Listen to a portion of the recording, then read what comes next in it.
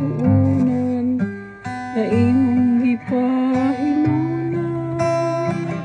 Usa ba ang taon anong baling kamay kaniya, kung ang anak sa tao nagtagad kaman kaniya.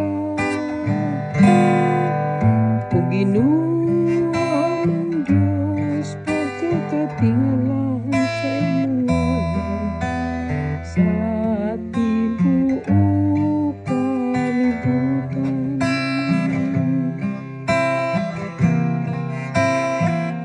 Imo siyang gibuhat na ubos lang og jutay sa mga anghel, ug imo siyang gipurong-purongan sa himaya ug kadungganan. Gihatag mo kaniya ang pagmundo sa mga buhat sa iyong mga kamot.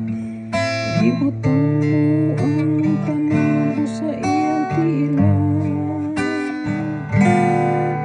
O Ginoo among Diyos, pagkakatingalahan sa imong ngalan sa tibuok kalibutan.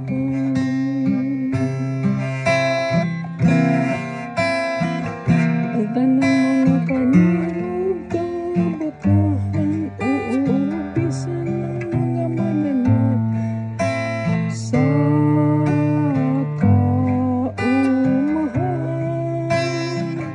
Ang mga langgam sa kahanginan, ang mga isda sa kadagatan, ug ang tanan nga nagalangan sa katubigan.